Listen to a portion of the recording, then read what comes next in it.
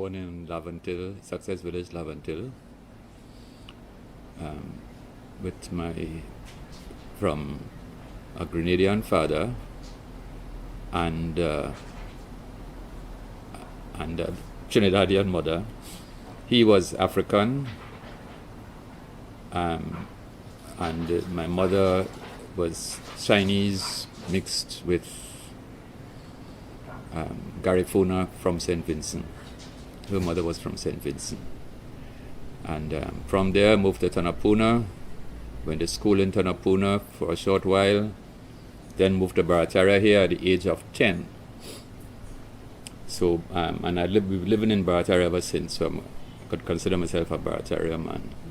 Although I still have strong ties in Laventil and Tanapuna and Grenada.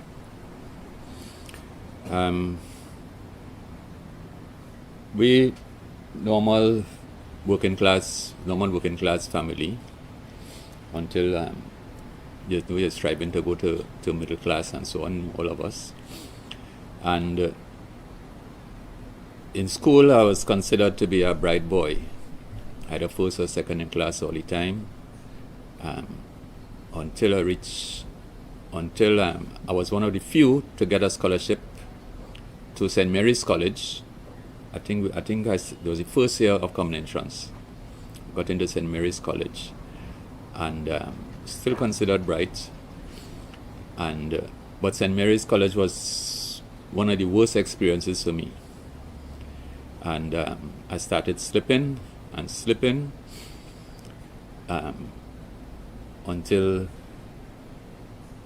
it became an almost unbearable experience. But I made it through. I got me 3 or 4 passes and was able to get a teaching job. It's important that in St. Mary's, after the fact, I would consider why it is I never enjoyed St. Mary's so much, Part of it, nothing that we were doing was relevant to what I wanted to do. And there was no arts and so on, or drama and anything in the school, things that I might have been more interested in. And not to mention catering to people of lighter complexion, which I was, but I didn't belong to that. But I belonged to the black tribe. Anyhow, got a job teaching. Not that I wanted to teach, but I had good parents who had some sway in the Ministry of Education, and they got me a job as a teacher and started at Nelson Street Boys RC. That was in around 68. And around that time, that was the time of a lot of social unrest from 68, 69 going into 70 for different reasons. And I was following it all, but always from the side. Always from the side until 1970. They were having these, they started having some small demonstrations. And one day while I was teaching, February 26, 1970, that was the important day for me. One of the most important days of my life. Somebody running the school and say, Black Power, come in. And sounding ominous enough. So I decided to go out there. Some of the children also left the school to go and see what was going on. And I made sure I was there. By that time, they were heading to the Cathedral, and they were going into the Cathedral. Not too many, maybe a couple hundred or something, youths, black youths. And they go on in the Cathedral, and I gone through the crowd, got a front row in the Cathedral, see what's going on here. And there we had Makanda Daga, Kafra Cambon, Carl Blackwood, Clyde Nunez. Can't remember who else. I think Ayaguru. Yeah. And they were talking on the mic. Carl Blackwood especially was very fiery. He was the president of the Students' Union, or ex-president. Geddes Granger, he was something else. And Dave Dabo. Dave Dabo, I knew from living in Tanapuna, a bigger boy than me, but he was just normal, just a normal person. And when I see him up there, it's almost unbelievable. This fella I know from Tanapuna and so on, he's up there talking brave, courageously, articulate about things going on in the world that he know about, how it affecting us, how it affecting black people, making analyses, and sharing a different vision of what he wanted for us as black people. And also hearing how he was just beaten over at Royal Bank when they tried to enter and so on. And I was, to say impressed is to say the least. It was a blow mind for me. Maybe if I didn't know him, but I knew him. So leaving there afterwards, the main thing that I was left with is not so much that we had to change, the country need a change, that I have to change. That was what the main thing. I had to change from being apathetic to what happening. I have to change from being a weakling and a coward to be strong and brave. I had to learn to be assertive, and I have to get myself conscious. I had to start reading and so on. And I started my journey from there to change myself.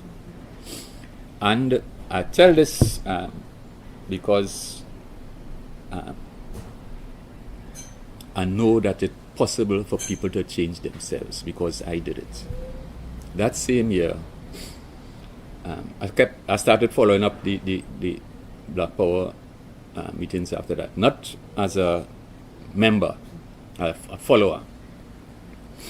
Got into Musical Teachers College that same year.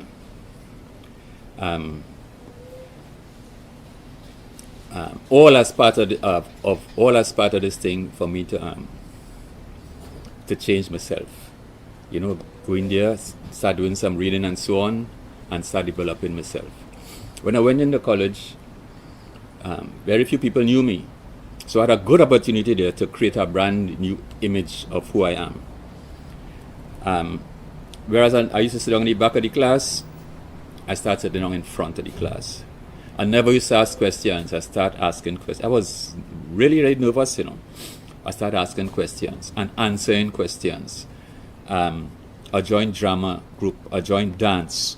I started to play basketball, end up on the basketball team. They have student politics. I went up for president of the Students' Union. They made me president of the Students' Union. Started a group of poets called what? Black Expressions. We used to go about to schools and doing black poetry and so on with drums and things. Started doing things, and I can say I changed myself. So by the time, all the time, things going on outside, enough burning down things or doing their thing and getting killed. By the time I left, and also I was doing a lot of we were doing a lot of protest action there too. So by the time I left Musical Teachers College, by the time I graduated, I was a valedictorian. I made a graduation speech, and they printed the graduation speech in the newspapers with a headline, "Rebel Teacher Shocks Mausaka."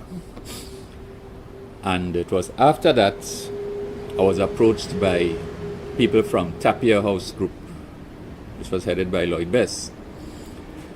And they asked me if I was willing to join them, because they read that speech. And I told them, no, if I was to join any movement, it would be NJAC.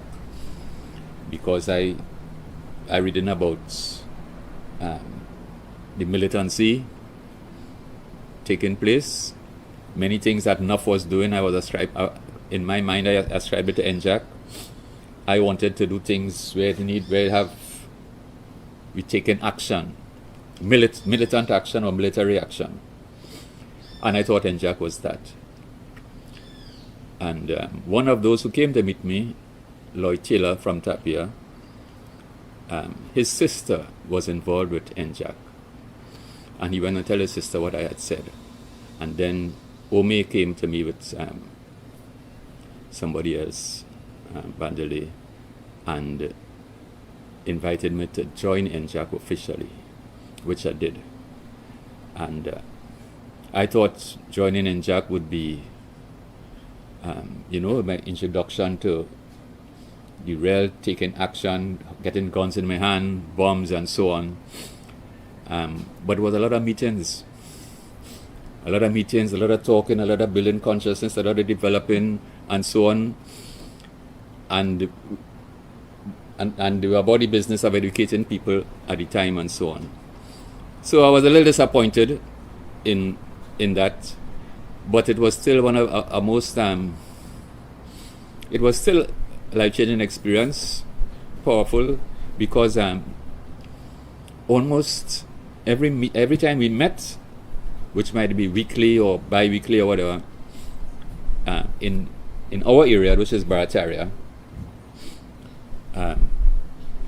Makanda Daga used to come and give us a talk, and he was so inspiring. It was so inspiring. And those days it was meetings always had to be secret. A lot of code words and so on we used to have for meetings and different things, and even for people. And we were being watched a lot by the police. Watched and harassed and attacked by the police at the time. But wasn't for nothing, because at the time NJAC was also involved in activities in which they are attacking some party at the establishment using military action. So, and the police were trying to get us, but they just couldn't pin anything on NJAC. While in NJAC, apart from the everyday activities that we might have, which is building consciousness among people and things, selling in newspaper, talking to people, trying to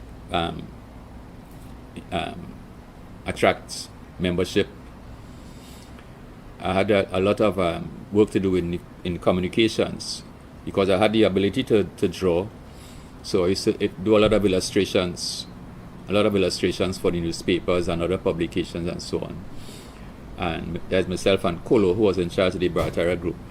He was an Indian fella who was well liked by everyone, but he died. You wouldn't be able to interview him. Yes, doing a lot of artwork, posters, billboards, things, graffiti. Don't touch Dabo and that kind of thing, because they had him on a charge. Black Power, the fists, a lot of these things all over the wall and so on. I remember doing a big fist on Fernandez's wall. Was one of my best pieces of art. And by 7 in the morning, they had already painted it over, so people hardly get to see it. But it was an exciting time. Eventually, I went on to do other things in NJAC. Represented NJAC in conferences in other countries. So I got to go abroad. I met Fidel Castro. Met with this fellow with Muhammad Gaddafi. Met Ortega in Nicaragua. met Botuso in Suriname. So a lot of opportunities were open to me, and which I took advantage of. That I could now have good memories of these people, meeting people like from Dominica, who was involved in the George Williams University thing. Rosie Douglas and his brother Odlamin from St. Vincent, Tim Hector from Antigua, met and had some good conversations with these people.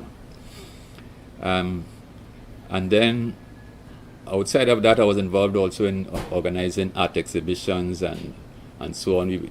We had the first Emancipation exhibition, inviting all the artists. We took them to Barbados.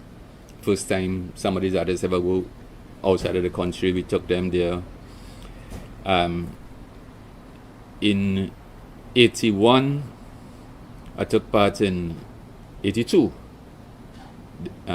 NJAC decided to enter into elections, and I represented Barataria in those elections. I went up against Kamaluddin Mohammed. If I get 500 votes, I get plenty. But it was a good, nice experience. Eventually, I didn't break, just stopped functioning with NJAC around 1988, 89, I think. I was by that time I was only mostly involved with the artist movement and so on, and I was losing interest in the politics and took a break. But I've been close to them since, and I started working on my own art and my own projects and so on. Started Studio 66.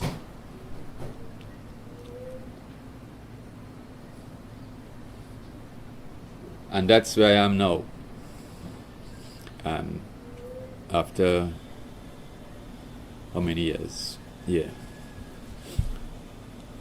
I have some clarifying questions. So you said that. So you left when some random person ran into this school and said Black Power. Yes. Right? Mm-hmm. So what prompted you to? What about that call made you curious? Because I had this rebel spirit in me, I had this rebel spirit, but it wasn't directed anywhere, and had started following up Black Power here, Black Power in the States, and so on, and I don't know, something said that they're calling me, yeah, something. Mm-hmm. So do you believe that the unrest that was taking place before 70, it was the transport workers having the thing, workers, 68, 69.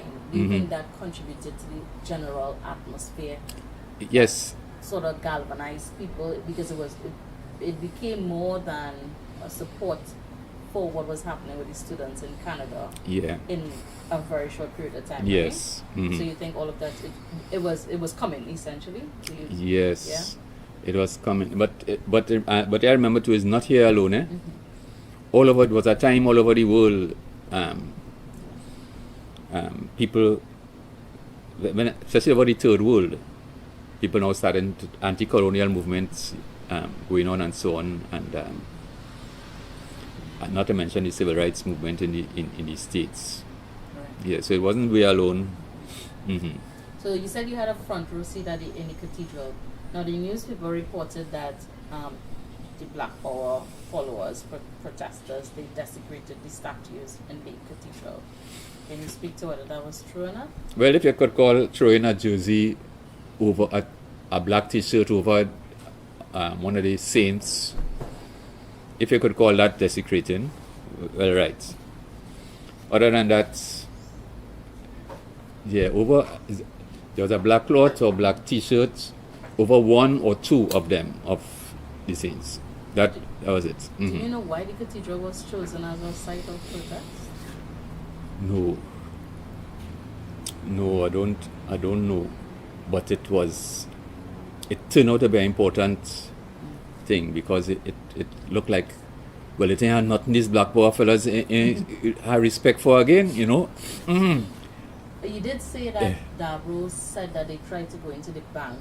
Yes. So they were originally intending to go somewhere else. Yes, they were going to the Royal Bank because Royal Bank of Canada, yeah. and the students were jailed in Canada, and they were going in there, and you understand, they beat them in the bank, or either in the bank or outside the bank, and I don't know how. I never really got this story how they managed to make their way to the cathedral. Yeah. What was it about Dabro that made you said you were impressed by him? Is it because he was someone that you knew, like he was someone you could identify with, you saw yourself Yes, in him to I some could extent? identify with him. How well I did grew you up know just him? like him. Right. Very good. Up to now, know his family. His father and my father were friends. Yeah, he lived just a couple blocks away from where I was living. So you weren't expecting to see someone like him No, standing and giving speeches no. about Black Power? It's always, somebody else. Yeah. But if it come right home, that means, wait, I could do something too. Yeah. Okay. So then, they fast forward to when you said that you joined NJAC because you associated a lot of things that NUF was doing with what? Yeah. With NJAC. What was NUF doing that you felt was necessary? Robbing banks, attacking police stations, that kind of thing. And you felt like that was necessary for the movement? And I thought that, yes, I was a reader of Frantz Fanon who said violence is a cleansing force. Yeah. Yeah, I have his book. Yes. I understand. So, and when you joined NJAC, why did you stay in NJAC instead of joining NUF? After you found out. Oh. Yeah. And as a matter of fact, a lot of the leadership of NUF I was acquainted with even from long before. People like Guy Harewood and Jeffers and so on, and Terry Thornhill. They used to be coming home by me. They were good friends with our family, with the sisters and so on. And so I was really acquainted with them more than anybody else in NJAC. But while in NJAC, I wasn't in communication with them. They were all. Hey, hello, Asabi. Yeah. So is it fair to say that a lot of the people who were important to the movement originated from like a Tunapuna area? Given Tapia House is based in Tunapuna, you have yourself, Dabro, and like you said, these guys from NUF. They were based in... No, these guys from NUF, they were more from the West. Oh, okay. Yeah. So the connection that you had with them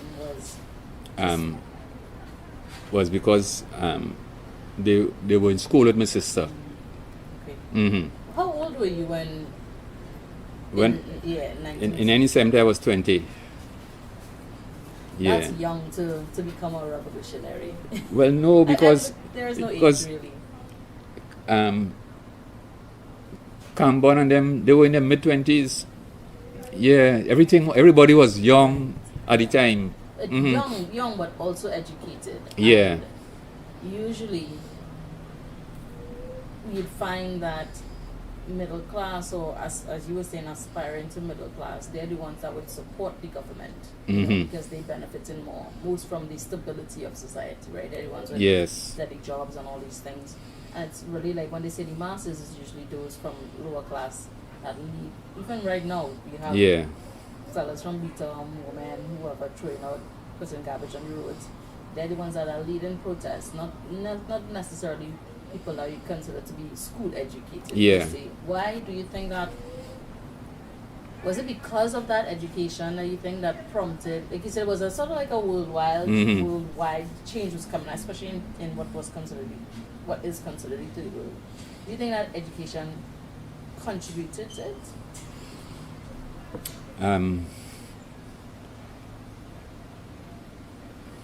Not the education I get in school. I don't know if the education Campbell and them get, maybe they had different lecturers in UE and so on. But I was educated just to be a normal idiot like anybody else and look for a job like a teacher and yeah. So in education had to be your own personal education that you give yourself. What was seductive about this movement? It must have been frightening to want to join with people who were essentially trying to tear down. The rightness of it. Yeah. It felt right. Yeah, it felt right.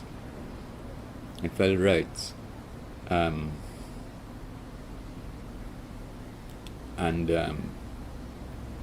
We needed some brave people to tear down this thing, and I had to try to be brave, to be one of them. Yeah.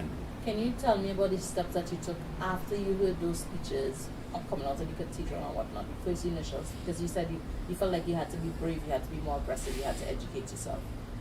What kind of literature were you reading? What philosophies did you feel inspired by? Autobiography of Malcolm X and Wretched of the Earth. These were the two books that were available at the time for me. It was later on I got into Marcus Garvey. A lot of NJAC were inspired by Marcus Garvey. Yeah. What other books?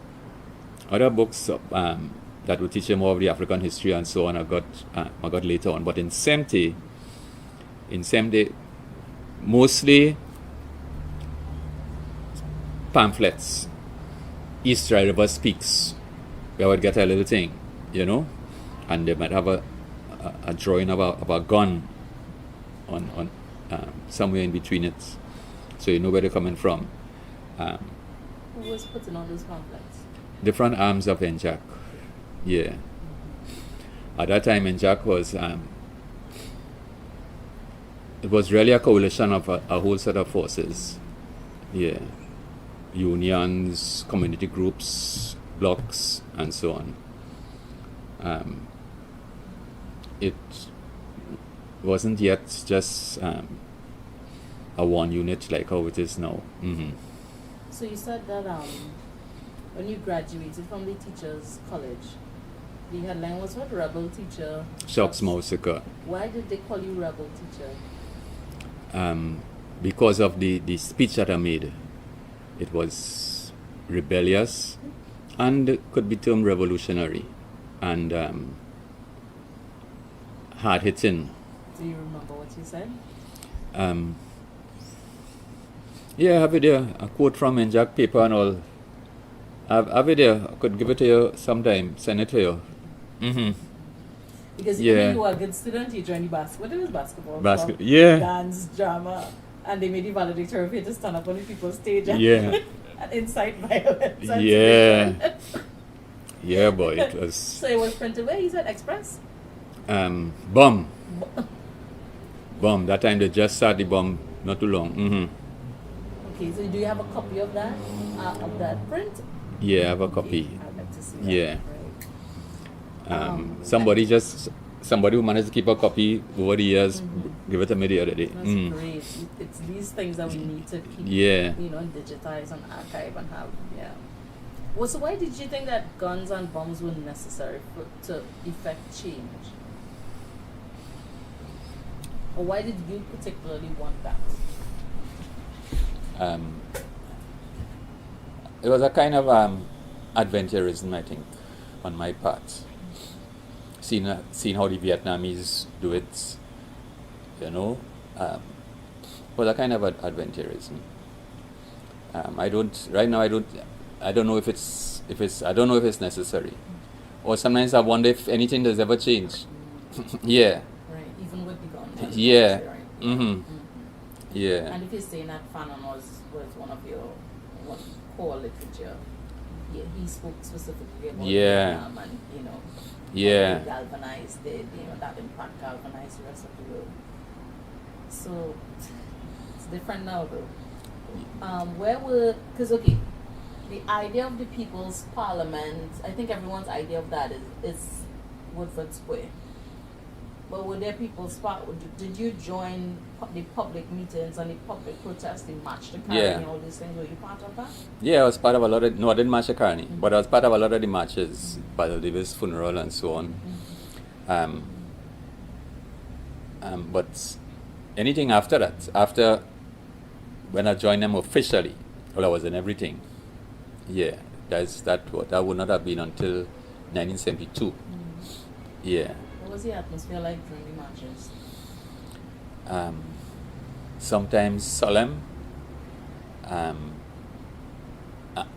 at all times serious. Yeah, serious, meditative, and disciplined. Yeah? Yeah, and very disciplined. Had no dotishness going on. Nobody coming with a bottle of rum. Yeah. Mm-hmm. But there were reports of, the marches were leading to looting in Port of Spain, different forms of violence. Would you say that was something that was coming out of the? Yeah, there was some looting in Port of Spain.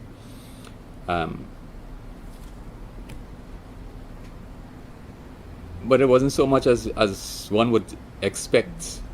Within hundreds of thousands of people on the road every day. There was a burning down of some buildings. I'm not sure to what extent organization responsible or people just doing their own thing. Have a fella in Barataria here who tried to burn down the primary school. Nobody didn't tell him to do that. He go on under the school. Excuse.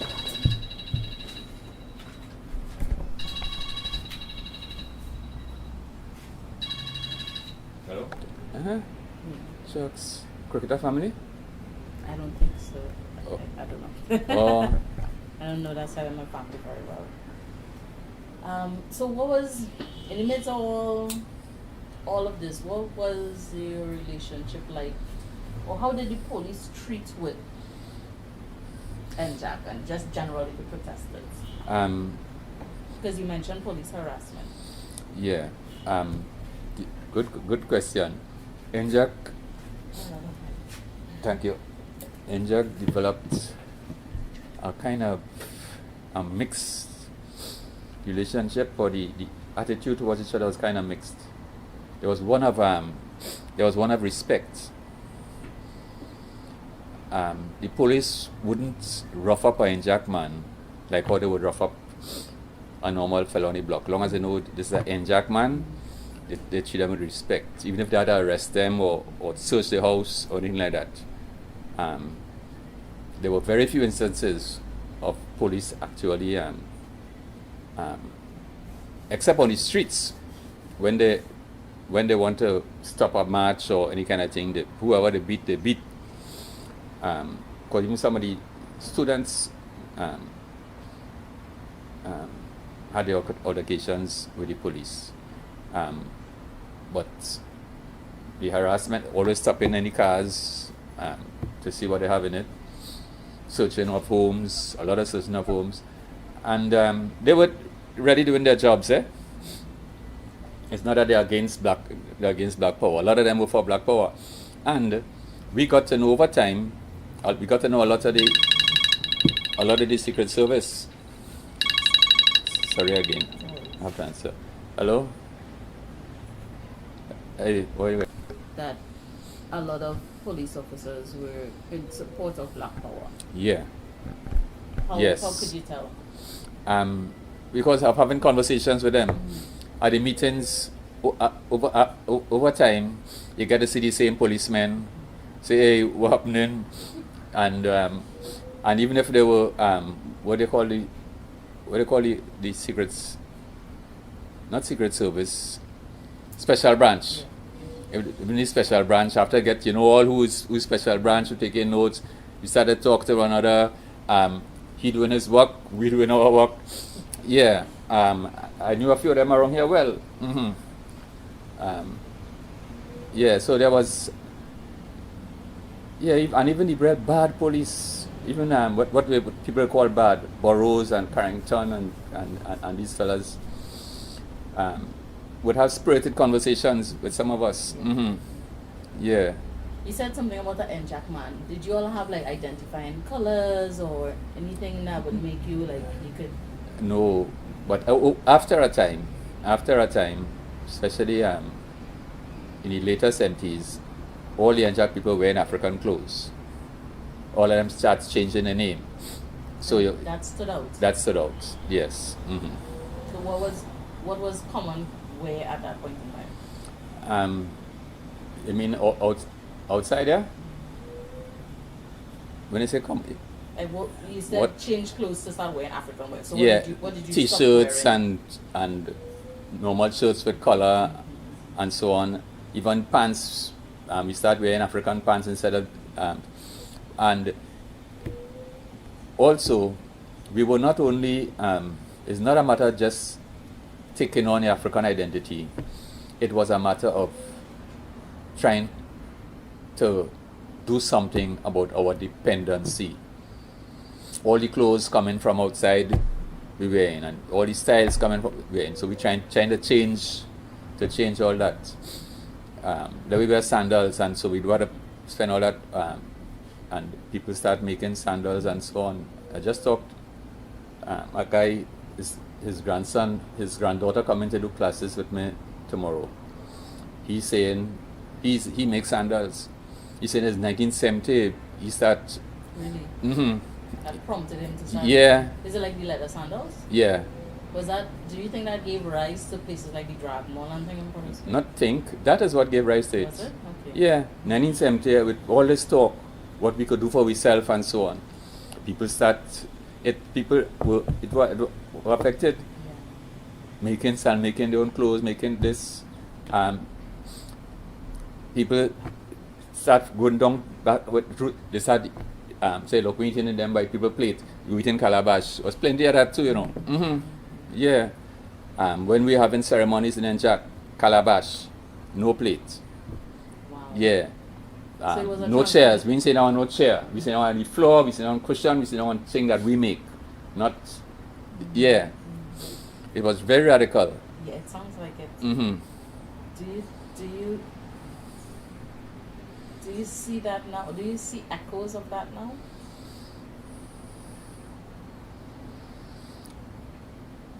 No, I don't see that now. Where would I see it? I don't think they could ever. I don't think I would ever see that again.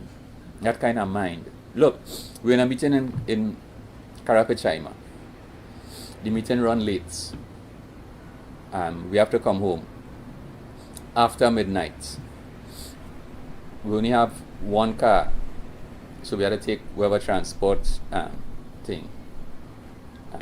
Daga send some of the women down in a car, and he said, "All right, let's start walking."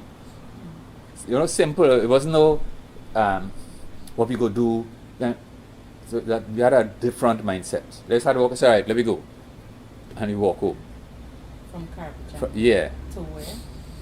Well, who live in Barataria, who live in Port of Spain, who live in... Yeah. Yeah.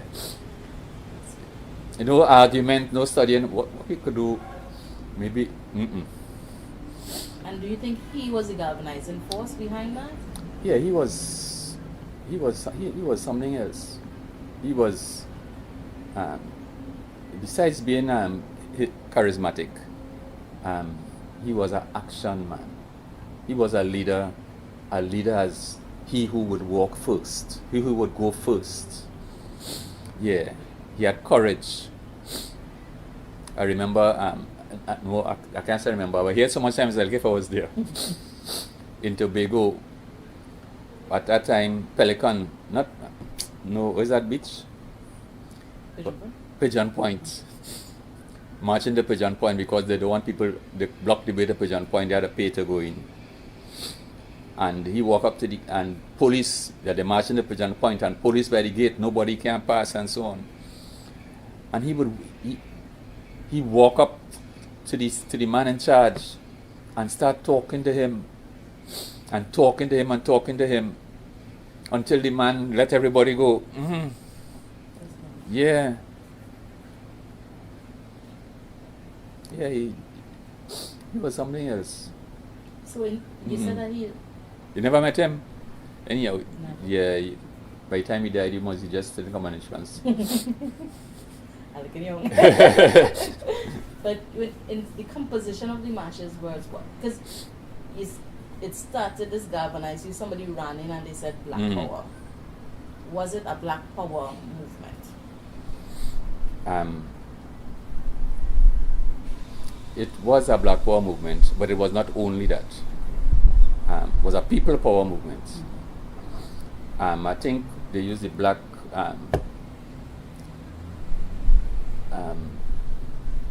too easy. It was too easy to a concept. You know. It was easy to piggyback. Yeah, too easy. It was people power. Was about sovereignty, the people owning the resources of the country and in control. It was for a new kind of government that's more representative of the people and so on. I think it probably, Black Power itself was probably a misnomer.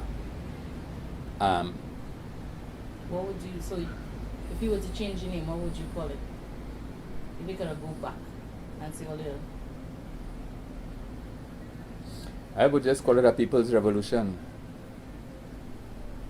during the marches, what was the ethnicities involved in? Mostly African and mixed. Mostly African and mixed, and because it was mostly urban. And it was after the march to Caroni that it starts stirring up the cane workers and so on there. And it's, from what I understand, is when they now were to repeat the march now from Caroni to Port of Spain, where the Indian and African will get together, and that's when they call the state of emergency, April the 21st. So the state essentially had a hand in collapsing what could have been a true people's revolution. Yeah. But they had to do what they have to do. Mm-hmm.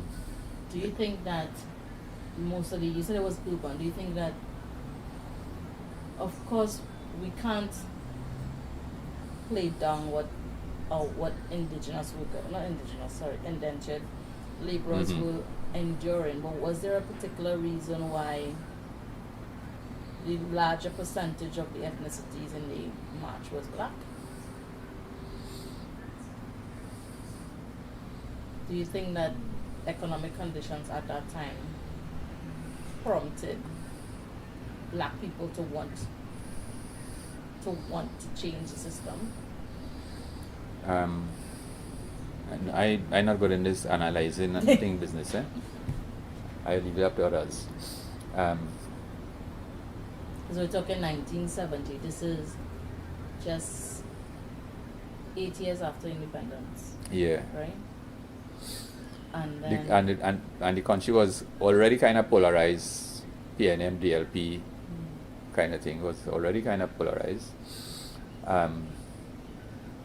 According to a study that Tapia had done at the time, black African owned business was 4%, and Indian 9%. So they were twice our size in business, but there's really not much. 4%, 9%. Yeah. Out of the overall 100%, yeah. Is nothing here. Yeah, it's nothing. But at the time, the African was more out there, and we were trying to change the meaning of the word black to include Indian. I don't think it ever really succeeded. Yeah. Do you think that the march from Caroni to Port of Spain would have been significant? Yeah. Because the You government would have fallen. You said you weren't present for the march to Caroni. Yeah. But did you hear about it from others? Yeah. And what were you told about it? That they were well received all along the road. People offering them drinks, food, and so on. There were no incidents, any kind of abuse. Anybody saying, "No, all you coming, what are you doing down here?" Yeah. But the reports in the newspaper tend to give a slightly slanted story. Ah. Yeah.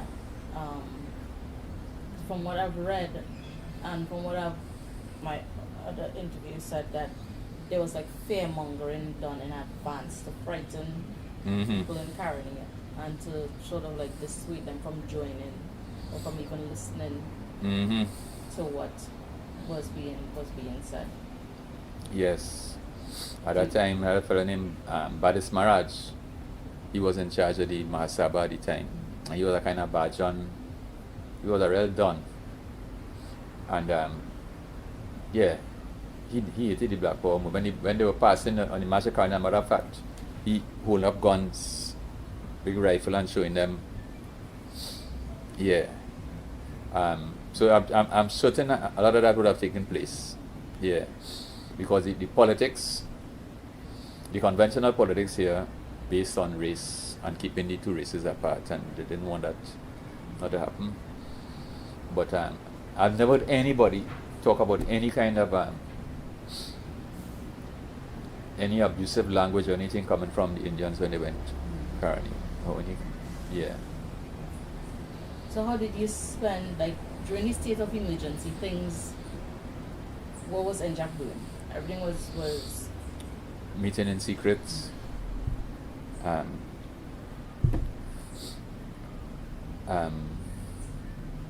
But anytime there is state of emergency, they arrest people. So most of the leadership of NJAC under arrest,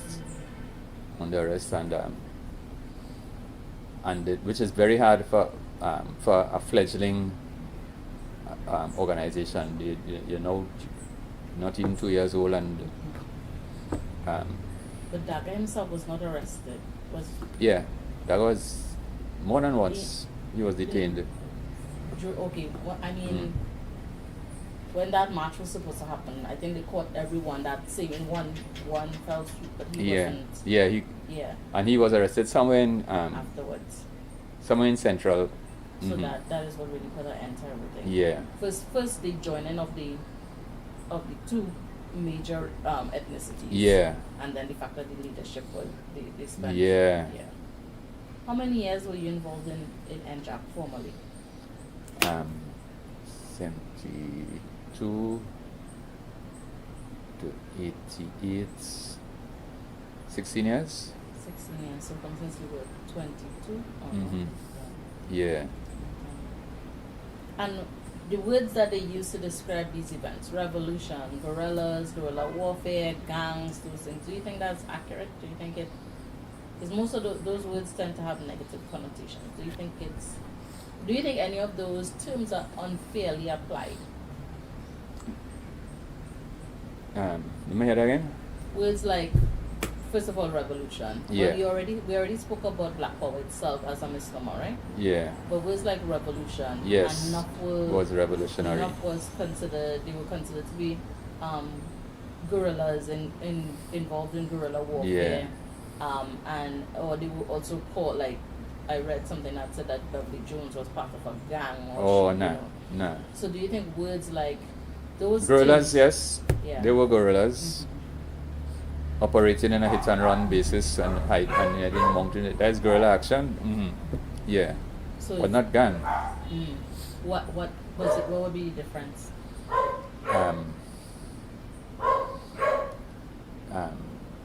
Motivation for one. Then doing things for their own benefits. They're doing something to further a cause.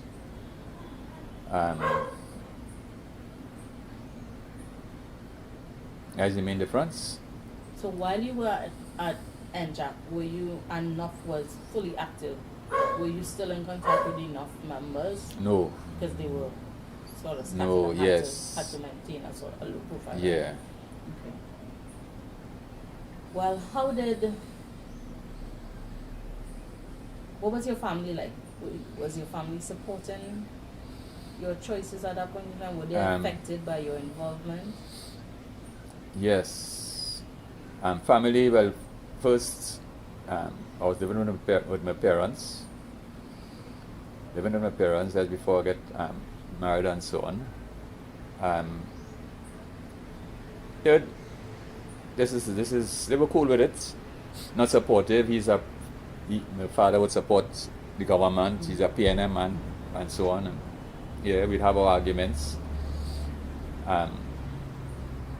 But not arguments that would lead to his telling me do on in his house and all that kind of thing.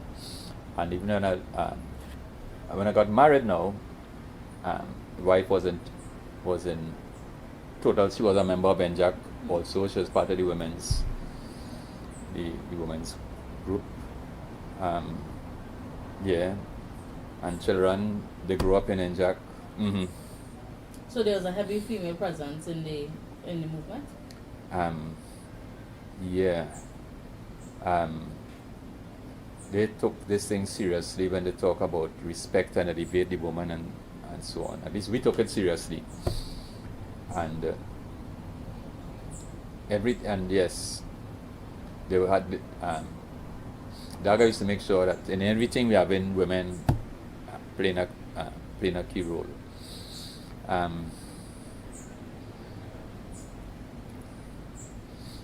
Yeah, I don't know if in the relationships,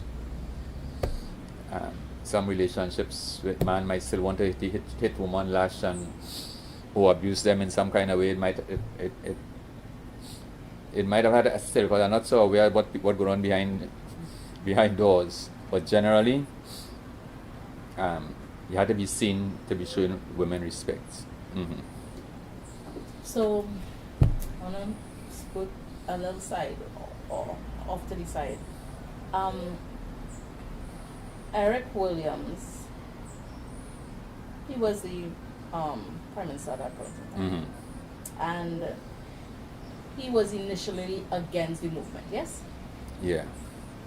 But then he changed afterwards, and he was saying that he was in support of Black Power. No, he never changed. He never changed. He was against why you call it state of emergency or this kind of thing. He never changed. What he did in order to neutralize the movement, or to try to neutralize the movement, he would co-opt some of the language of the movement and say, oh, look, okay, you want it just to take over this, all right, you're going to nationalize this, we're going to nationalize that. So what he is doing actually is acceding to the demands of the movement that we're calling for. And a matter of fact, so many of the things we call for, he eventually started to do. So pulling out some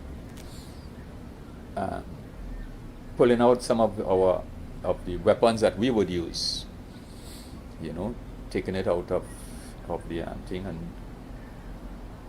and coming close to neutralizing the movement through that. So, would you say that NJAC achieved its aim then, if he did acquiesce to some of the demands? Yeah, we achieved some of the aims. A lot of the aims. Some of them last. Some of the things that we achieved, like what, were lasting, some not. Mm-hmm.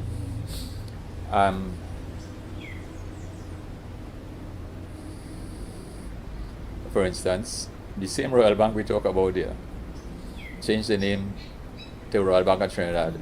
Now they're going back to Royal Bank of Canada. Okay. Up to now, Trinidad, outside of Africa, Trinidad have the highest percentage of African names. Mm-hmm. Wow. In the world. That's impressive. Mm-hmm. Yeah. Okay, I didn't know that. Yeah. So then you can now, years later, is what 50-something years since then. Could be. Mm-hmm. Can you look around and say that you see the impact of what NJAC did or stood for or promoted or endorsed in Trinidad No, and I Tobago? can't. I can't say that. I can't say that. What I could say is that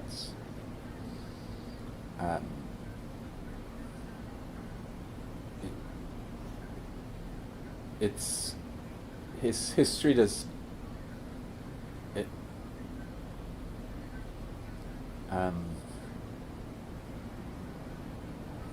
I'm wondering how to put it.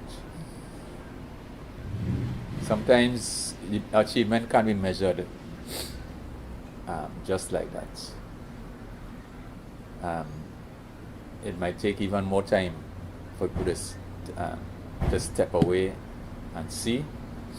And the history of our movements,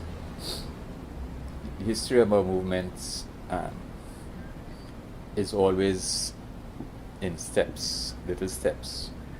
And this was one little step in the terms of in the journey to that black people be liberated, or that there be peace and justice in the world. That's, we play our parts, and others will play different parts in the future. Because the same as somebody will say, well, look, after what NJAC do, you have to say, well, look, what Marcus Garvey do, what did Toussaint do? Everybody play their part, and they get reverses, and they go again, and so on. Good point. Mm-hmm. Now, you referenced the Vietnam in the beginning, and you also talked about how you were, able to travel and go to meet different people while you were actively involved in NJAC. Do you think that our revolution here contributed to a general overall? Well, do you think we had an impact on the world at large?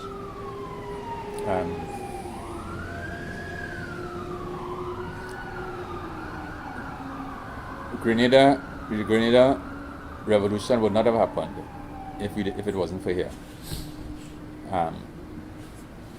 People like Maurice Bishop and them got a lot of support from NJAC here. Since in the 70s, since in the early 70s. We affected movements in St. Vincent after here, and you used to come here. People from ULIM, they call themselves ULIMO, used to come here a lot for talks on how to move ahead. I think the whole Caribbean was affected by what was taking place here, Antigua and so on. It gave them, even if some of them had started before, it gave them impetus. Yeah. And there was a lot of literature passing between the islands, a lot of literature. There was a lot of communication. What is it, if there was one lesson to be learned from the 70-year revolution, what would it be?